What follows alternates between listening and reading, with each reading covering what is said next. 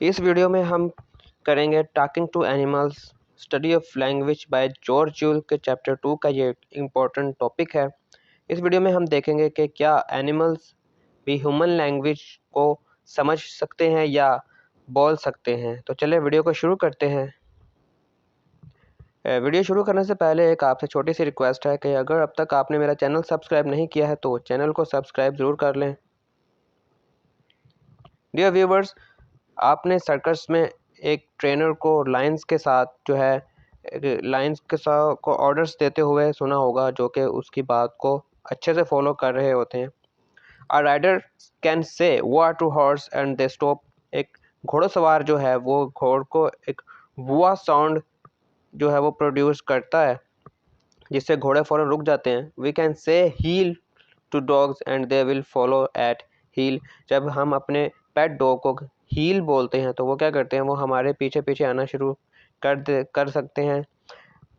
Well sometime ऐसा कभी कभार ही होता है। And a variety of circus animals go up down and roll over in response to spoken commands. और बहुत से सर्कस के जो जानवर है उनको आपने ऊपर नीचे दाएं बाएं रोल ओवर होते हुए देखा होगा, जो कि वो एक बोली गई लफ्ज जो है साउंड पार्टिकुलर क्रिएट्स किए जाते हैं, जिनके रिस्पॉन्स में वो ऐसा करते हैं।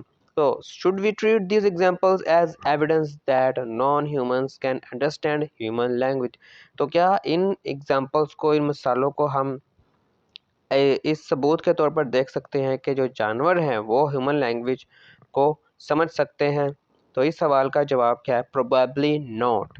The standard explanation is that the animal produces a particular behaviour in response to a sound stimulus. दरअसल होता क्या है, जो एनिमल्स हैं ये जो है एक पार्टिकुलर बिहेवियर करते हैं, उनको एक हम साउंड क्रिएट करते हैं। दरअसल वो एक साउंड स्टिमुलस यानी कि एक साउंड के रिस्पॉन्स में ही वो एक पार्टिकुलर बिहेवियर परफॉर्म करते हैं, but does not actually understand what the noise means. लेकिन वो असल में उनको नहीं पता होता है जो साउंड प्रोड्यूस किया गया है, जो नॉइज़ जो किया जाता है उनके आगे, जिसके रिस्पॉन्स में वो कोई एक्टिविटी करते हैं, उनको उसका एक्चुअल मीनिंग उसको नहीं पता होता उन जानवरों को। इसको हम इस तरह से समझ सकते हैं कि अगर आप एक एनिमल को ट्रेन करना चाह रहे हैं और उसको ये बोलकर स्टैंड अप बोलकर आप नीचे बैठ जाते हैं, तो वो एनिमल भी आपको इमिटेट करते हुए स्टैंड अप सुनते ही नीचे बैठ जाएगा, क्योंकि आपने ऐसा किया। आप स्टैंड अप का मतलब तो खड़ा होना होता है, लेकिन आप नीचे बैठ गए तो एनिमल इस साउंड पर आपको इमिटेट करते हुए नीचे बैठना ही सीखेगा। ऐसा वो इसलिए करते हैं क्योंकि वो जस्ट इमिटेट करते हैं आपको, ठीक है, जबकि उनको वर्ड्स को का एक्चुअल मीनिंग उसको नहीं पता होता। तो इससे हमें ये पता चलता है कि वो नॉइज़ या जो साउंड होते हैं जिनके रिस्पॉन्स में वो कोई एक्टिविटी परफॉर्म करते हैं, उनको उसका एक्चुअल मीनिंग नहीं पता। वो they just imitate the action और produce a particular behaviour in response to a sound stimulus. तो डियर व्यूवर्स, एनिमल्स भी ह्यूमन लैंग्वेज को बोल सकते हैं या अंडरस्टैंड कर सकते हैं। इसके लिए बहुत से एक्सपेरिमेंट किए गए हैं एनिमल्स पर, जो है बहुत से पर नहीं, मोस्टली जो है चिंपैंजी, जो कि हम ह्यूमन बींग्स के बहुत हद तक ह्यूमन बींग्स से सिमिलैरिटी रखते हैं। तो सबसे पहले चिंपैंजी कार्ड गुआ पर जो है एक्सपेरिमेंट किया गया है। इसको इस पर कि ये एनिमल की जो ह्यूमन लैंग्वेज है इसको समझ सकते हैं या नहीं। तो गोवा का was reported to be able to understand about 100 words but did not say any of them. गोवा ने तकरीबन 100 अल्फाज समझे, लेकिन वो उसको एक भी अल्फाज उनमें से बोल नहीं पाए। In the 1940s, scientist couple Catherine and Keith Hayes spent 5 years attempting to get Vicky, adopted champion, to say English word by trying to shape her mouth as she produced sounds. Vicky eventually managed to produce some words, rather poorly articulated versions of mama, papa and cup. तो 1980 की दहाई में एक scientist couple Catherine and Keith Hayes ने जो है 5 साल तक एक विकी नाम की चिंपैंजी, जो कि उनका अडॉप्टेड चिंपैंजी था, उसके साथ 5 साल तक काम किया और उसको इंग्लिश वर्ड्स कहना सिखाने की कोशिश की गई, अपने माउथ के जो है डिफरेंट शेप्स बनाकर कोशिश की गई कि वो कोई साउंड प्रोड्यूस कर सके। लेकिन जो है आखिर में बतदरीज विकी ने जो है कुछ वर्ड्स जो है बोलना सीखे, बोल पाई वो, लेकिन वो बहुत ही पुअरली आर्टिकुलेटेड थे, बड़े ही जो है हम कह सकते हैं कि सही तरह से यह नहीं कह पाई ये जो है। और वो वर्ड्स थे मामा, पापा एंड कप, वो पोरली आर्टिकुलेटेड वर्ड्स जो उसने सीखे।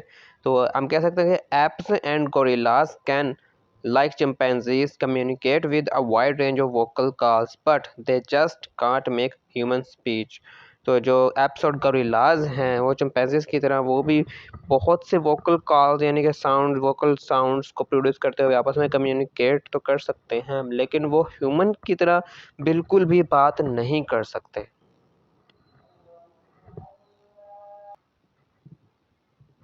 A female chimpanzee called Vasho was taught a version of American Sign Language। इसी तरह एक वैशो नामी चिंपैंजी को जो कि एक फीमेल चिंपैंजी थी उसको एक अमेरिकन साइन लैंग्वेज पढ़ना सिखाई गई। In a period of 3.5 years, Vasho came to use signs for more than 100 words, ranging from airplane, baby, and banana, through to window। तो तकरीबन 3.5 साल तक उसको ट्रेन किया गया और उसने जो है तकरीबन 100 से ज़्यादा अल्फाज जो है कहना सीख लिए। फॉर एग्ज़ाम्पल उसने एरोप्लेन, बेबी, बनाना और विंडो में से इस तरह के अल्फाज कहना उसने सीखा। वुमेन एंड यू जो है ये अल्फाज कहना उसने सीख जो है प्रोड्यूस किए, तकरीबन ये यूज़ किए, थ्रू द प्रोड्यूस नहीं किए सॉरी, साइन लैंग्वेज के ज़रिए उसने ये अल्फाज जो है इन अल्फाज का यूज़ सीख लिया। Even more impressive was Washo's ability to take these forms and combine them to produce sentences of the type of grammatical, more fruit and open food, drink to get some to open the refrigerator। और ये और भी ज़्यादा हैरानकुन था कि वैशो ने एक ability जो है उन शेप्स को कंबाइन करके बहुत से कीमेटिकल और मोर फ्रूट्स एंड फूड ड्रिंक्स जो है किसी को रेफ्रिजरेटर खोलकर फूड लेने के लिए जो है सेंटेंस प्रोड्यूस करने की एबिलिटी अपने अंदर डेवलप कर ली थी। In her novel sign for bib and in the combination water bird referring to a swan, which would seem to indicate that her communication system had the potential for productivity। वैशो ने जो है बिब के लिए भी कुछ साइन को use करना, ये एक नोवेल साइन था जो उसने लर्न किया और उस साइंस के कॉम्बिनेशन से एक वाटर बर्ड जो होगा स्वान बर्ड को रेफ़र करने के लिए जो है उसने एक एबिलिटी अपने डेवलप कर ली थी, जिससे ऐसा लग रहा था कि जो वैशो है इसमें कम्युनिकेशन सिस्टम या प्रोडक्टिविटी का जो है एक पोटेंशियल मौजूद है। नेक्स्ट जो चिंपैंजी पर एक्सपेरिमेंट किया हुआ सारा एंड लैना पर किया गया, ठीक है। इनको जो है ह्यूमन लैंग्वेज सिखाने के लिए set of plastic shapes use किया गया। सारा prefer to arrange the shapes into a vertical order. She was systematically trained to associate the plastic shapes with objects or action। तो वो जो है इन shapes को एक vertical form में जो है यानी कि ऊपर से नीचे ऐसे नीचे से ऊपर जो है उनको अरेंज करना उसने सीख लिया था। और वो जो है एक सिस्टमेटिकली ट्रेन कर दी गई थी जो है प्लास्टिक शेप्स को ऑब्जेक्ट्स और एक्शंस के साथ वो एसोसिएट करना सीख रही थी। She remained an animal in a cage being trained with food rewards to manipulate a set of symbols. उसको एक एनिमल केज में रखा गया, यानी कि एक ह्यूमन चाइल्ड की तरह फ्री उसको ट्रीट नहीं किया गया था। Being trained with food rewards to manipulate a set of symbols, उसको जो है एक सिंबल्स को मैनिपुलेट करने के लिए छोड़ दिया गया था कि जो है उसको एक फूड जो है एज ए रिवार्ड के तौर पर वो हासिल कर सके। Once she had learn to use a large number of plastic shape, Sarah was capable of getting an apple by selecting the correct plastic shapes, a blue triangle form a large array। तो एक दफ़ा क्या हुआ कि उसने जब जो है एक बहुत सी शेप्स को यूज़ करते हुए एक ट्रायंगल ब्लू ट्रायंगल जो है शेप से जो है अरेंज कर ली, जिससे उस जो है एक एप्पल हासिल करना उसने सीख लिया था उस अरेंजमेंट से। Notice that this symbol is arbitrary since it would be hard to argue for any natural connection between an apple and blue plastic triangle। अब हम ये नोटिस कर सकते हैं कि ये जो एक arbitrary जो कि ह्यूमन लैंग्वेज की करेक्टरिस्टिक है, ये जो सारा ऐसा लग रहा था कि सारा ने भी ये डेवलप कर ली, क्योंकि उसने एक न्यू शेप डेवलप कर ली थी जिससे उसको एप्पल मिलना था। लेकिन अब भी हम ये आर्ग्यू तो नहीं कर सकते कि शेप और जो ट्रायंगल जो उसने करीब बनाई और जो प्लास्टिक की और जो ट्रायंगल है और एप्पल है, इनके दरमियान क्या कनेक्शन है, ये कोई नेचुरल कनेक्शन है या नहीं। तो ये भी अभी हम जो है आर्ग्यू नहीं कर सकते। Sarah was also capable of producing sentences such as Mary gave chocolate Sarah and had the impressive capacity to understand complex structures such as if Sarah put red on green, Mary gave Sarah chocolate, Sarah would get the chocolate। तो उसने एक sentence भी produce करना सीख लिया था, such as Mary give chocolate Sarah, के Mary सारा को चॉकलेट देगी। और उसने एक मुतासिर कुन कैपेसिटी जो है भी डेवलप कर ली थी अपने अंदर, जो कि कम्प्लेक्स सेंटेंस को समझने के मुतालिक थी। अगर सारा क्या करती कि एक रेड शेप को ग्रीन शेप के ऊपर रखती, तो मैरी जो है सारा को चॉकलेट देती, और वो हर बार इसी तरह करती। जब भी उसे चॉकलेट चाहिए होती तो वो क्या करती कि एक रेड शेप को ग्रीन शेप के ऊपर रख देती, जिससे फिर सारा को जो है चॉकलेट मिलती। A similar training technique with another artificial language was used by Donna Rumbov to train a chimpanzee called Lana। तो लाना नाम की चिंपैंजी के साथ भी इसी तरह की टेक्निक, आर्टिफिशियल लैंग्वेज की टेक्निक यूज़ की, जैसे कि पीछे वैश्व के साथ साइन लैंग्वेज की यूज़ की गई थी। डॉन रम्बोव इस टेक्निक को यूज़ करने वाले थे। The language she learned was called Yerkish and consisted of a set of symbols on a large keyboard linked to a computer। तो लैना ने जो लैंग्वेज सीखी थी वो यर्किश लैंग्वेज सीख ली थी, और ये जो लैंग्वेज है वो एक कीबोर्ड पर बड़े से सिंबल्स पर मुश्तमिल थी। When Lana wanted some water she had to find the press four symbol to produce the message please machine give water as illustrated in. तो जब भी लाना को पानी चाहिए होता था तो वो कीबोर्ड पर ये जो नीचे दिया गया कॉम्बिनेशन है, इनको कीबोर्ड पर जो है इस कॉम्बिनेशन को प्रेस करती थी कीबोर्ड पर, जिससे मशीन जो है उसको पानी देती थी। ठीक है, तो जिसका मतलब था कि she was demanding for water. ये तो कंट्रोवर्सी इन एक्सपेरिमेंट्स में जो थी वो ये है, there is however a lot of skepticism regarding these apparent linguistic skills। It has been pointed out that when Lana used the symbol for please, she did not have to understand the meaning of the English word please। तो chimpanzees ने human beings के साथ interaction तो शुरू कर दिया था, हाँ, लेकिन इसमें जो है अभी भी स्केप्टिज्म थे कि लाना ने जो प्लीज़ के लिए जो सिंबल यूज़ किया, ठीक, उसको वाटर तो मिला, लेकिन अब भी ये देखना था कि क्या वाकई ही ये जो है लाना को उस वर्ड का प्लीज़ वर्ड का मीनिंग पता है, क्या वो समझ सकती है? नहीं। The symbol for please on the computer keyboard might simply be the equivalent of a button on a vending machine, and so the argument goes we could learn to operate vending machine without necessary। This is only one of the many arguments that have been presented against the idea that the use of signs and symbols by these chimpanzees is similar to the use of language। तो जो please का जो symbols था keyboard पर, वो बिल्कुल ही जो vending machine के पर किसी बटन के जैसा हो सकता है। वेंडिंग मशीन जो कि यूरोपियन कंट्रीज़ और हाईली डेवलप्ड कंट्रीज़ में जो है एक सेलिंग मशीन होती है, जिसमें आपको सिक्का डालते हैं और बटन प्रेस करते हैं तो वो प्रोडक्ट आपको मिल जाती है, जो रोड्स पर ऑलमोस्ट रखी होती हैं।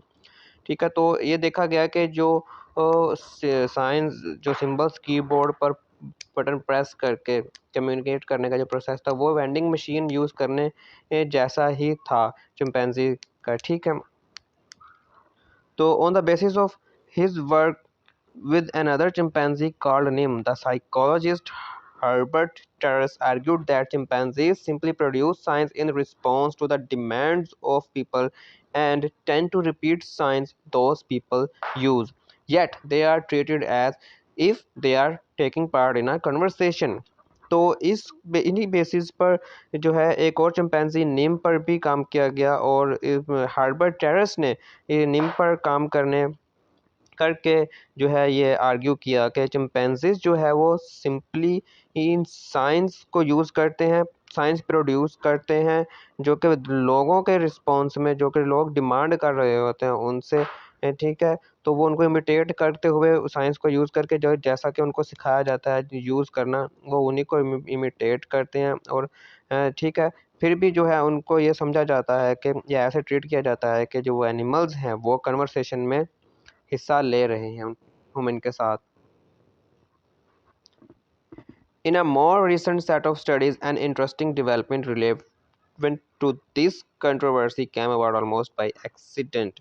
तो recent studies में एक accidentally एक जो है कांजी नाम के एक चिंपैंजी के साथ जो है डेवलपमेंट में इंटरेस्टिंग डेवलपमेंट हुई है इसमें इसी रिसर्च में या इस कंट्रोवर्सी में Kanzi spontaneously started using the symbol system with great ease. He had learned not by being taught, but by being exposed to and absorbing Yerkish language at a very early age. तो language जो कांजी था जो उसने अपने आप ही एक symbol language को use करना शुरू कर दिया था और बड़ी ही आसानी से वो यूज़ कर रही थी और उसने जो है ये जो है सीख लिया था जो है ये इसने उसको सिखाया नहीं गया बल्कि ये जो है एक्सीडेंटली जो है उसको इन्वायरमेंट में एक्सपोज होने की वजह से उसने यर्किश लैंग्वेज को ऑब्जर्व किया ऑटोमेटिकली। एक्चुअली जो कांजी है ये एक दूसरे चिंपैंजी की जो है बेटी थी जिसको ट्रेन किया जा रहा था और कांजी ने जो माँ थी उसने तो इतना अच्छा परफॉर्म नहीं किया लेकिन उसकी बेटी कांजी जो कि इंटेंशनल चिंपैंजी नहीं थी जिससे हम एक्सपेक्ट नहीं कर रहे थे कि वो बोलेगी या उसको तो वो तो टारगेट ही नहीं था लेकिन उसने उससे माँ से ज़्यादा जो है अच्छा यर्किश लैंग्वेज को ऑब्जर्व करना और प्रोड्यूस करना लैंग्वेज साइंस प्रोड्यूस करना सीख लिया। Kanji eventually developed a large symbol vocabulary over 250 forms. तो उसने तकरीबन 250 फॉर्म्स की जो है सिंबल्स की वोकैबुलरी डेवलप कर ली बाय द एज ऑफ 8, सिर्फ 8 साल की उम्र में। He was reported to be able to demonstrate understanding of spoken English at a level comparable to a 2.5 years old human child. वो 2.5 साल के बच्चे के बराबर जो है इंग्लिश को बोलना और समझना की एबिलिटी उसने डेवलप कर ली थी। There was also evidence that he was using consistently distinct set of gentle noises और वो जेंटल नॉइसेस कुछ मुनफरिद जेंटल नॉइसेस भी यूज़ कर रही थी as words to refer to things such as bananas, grapes and juice। बनाना और grapes और juice जिनको रेफ़र करने के लिए जो है वो कुछ ख़ास तरह के noises बना रही थी। He had also become capable of using Yerkish to ask for his favorite movies। अपनी favorite movies के लिए उसने Yerkish language को यूज़ करना सीख लिया था। क्वेस्ट फॉर फायर एंड ग्रेस्टॉक जो कि इसकी फेवरेट मूवी है अबाउट द टार्जन लेजेंड के बारे में। यूजिंग लैंग्वेज, तो अब देखते हैं कि आखिर ये लैंग्वेज का इस्तेमाल है क्या, यानी कि मेन पर्पस है क्या लैंग्वेज का। We can say there are at least 2 ways of thinking about using language. तो हम कह सकते हैं कि तकरीबन 2 तरह से हम इस बारे में सोच सकते हैं कि लैंग्वेज का इस्तेमाल है क्या। In a broad sense, language serves as a type of communication system in different situation। अगर broad sense में बात करें तो जो language जो है एक तरह से communication system के तौर पर सर्व करती है मुख्तलिफ सिचुएशन में कम्युनिकेशन करने के लिए। In one situation we look at the behavior of a 2-year-old man 2-year-old human child interacting with a caregiver as an example of using language। First एक सिचुएशन में तो हम देखते हैं एक दो तकरीबन 2 साल का इंसानी बच्चा जो कि अपने केयर गिवर के साथ इंटरेक्ट कर रहा होता है जो लैंग्वेज के इस्तेमाल किस तरह से वो करता है इसकी एग्जांपल के तौर पर, ठीक है।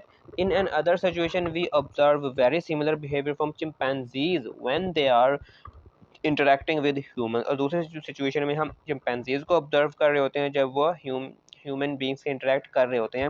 इन both cases we observe the participants using language.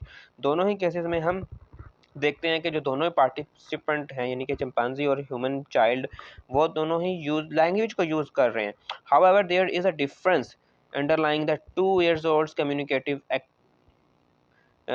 activity is the capacity to develop a complex system of sound and structure plus computational procedures that will allow the child to produce extended discourse containing a potentially infinite number of novel utterances।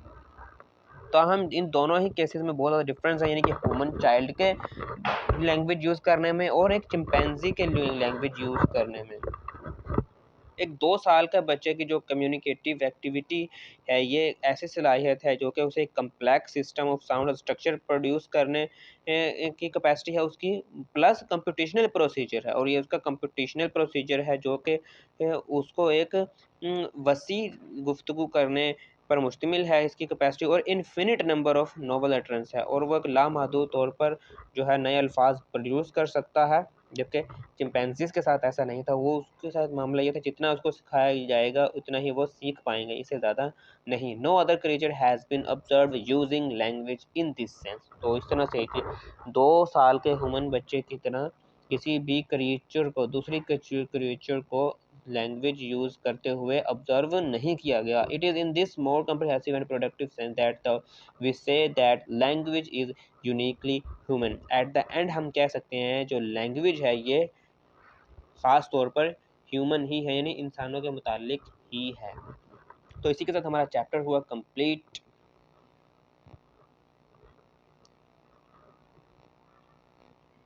आखिर में आपसे एक छोटी सी request है कि channel को subscribe ज़रूर कीजिएगा और वीडियो को लाइक भी कीजिएगा। अल्लाह हाफ़िज़।